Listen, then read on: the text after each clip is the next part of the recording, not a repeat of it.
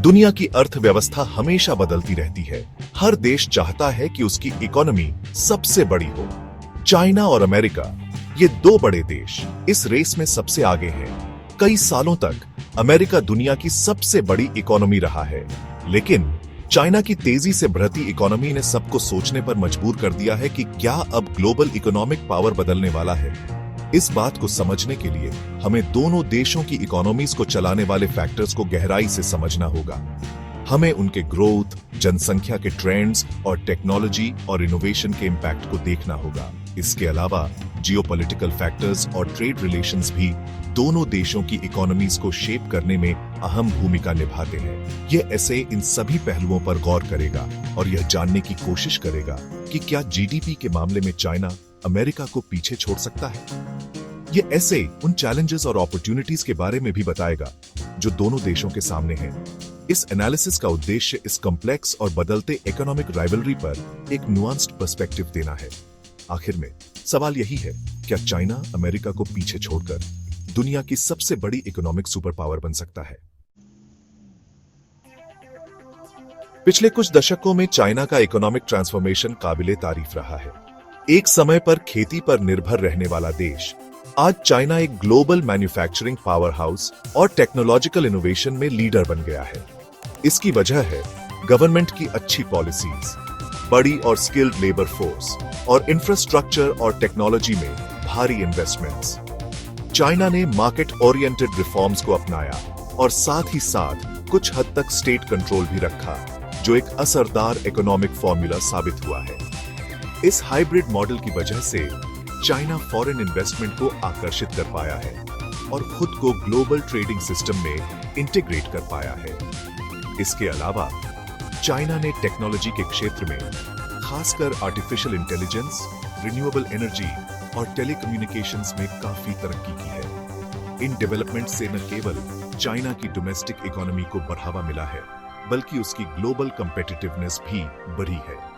हालांकि चाइना का यह इकोनॉमिक मिरेकल बिना चैलेंजेस के नहीं रहा है। इनकम इनइक्वालिटी, एनवायरमेंटल डिग्रेडेशन और तेजी से बढ़ती उम्र की आबादी चाइना की बढ़ती इकोनॉमिक ग्रोथ के लिए लॉन्ग टर्म थ्रेट्स पैदा करते हैं।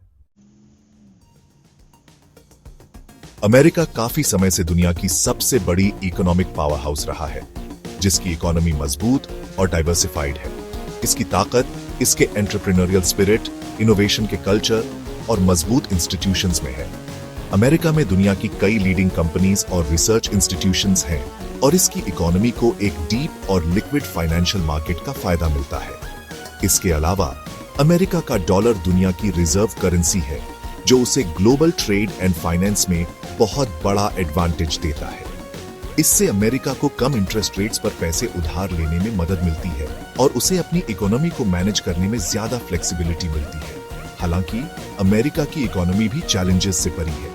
इनकम इनइक्वालिटी भी याच रही है और देश पर नेशनल डेट का बोझ बढ़ता जा रहा है। इसके अलावा पिछले कुछ दशकों में अमेरिका का मैन्युफैक्चरिंग सेक्टर घट गया है, जिससे नौकरियों का नुकसान हुआ है और आबादी के कुछ हिस्सों में इकोनॉमिक एंजाइटी भी आच गई है। इन चैलेंजेस के बावजूद अमेरिका की इकोनॉमी अभी भी काफी हद तक रेजिलिएंट और अडेप्टेबल है।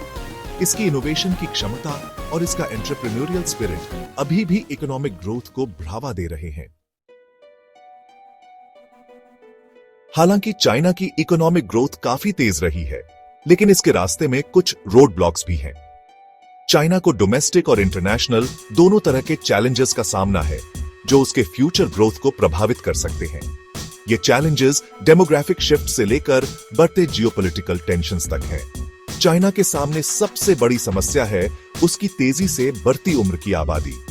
देश की वन चाइल्ड पॉलिसी हालांकि जनसंख्या नियंत्रण में काफी हद तक सफल रही, लेकिन इसकी वजह से वर्कफोर्स में कमी आई है और सोशल सिक्योरिटी और हेल्थ केयर सिस्टम्स पर बोझ बढ़ गया है। इस डेमोग्राफिक ट्रेंड की वजह से इकोनॉमिक ग्रोथ धीमा हो सकता है और सोशल स्पेंडिंग बढ़ सकती है। इसके अलावा चाइना का इकोनॉमिक मॉडल, जो एक्सपोर्ट्स और इन्वेस्टमेंट पर निर्भर है, उसे बढ़ते प्रोटेक्शनिज्म और ट्रेड टेंशन से भी खतरा है।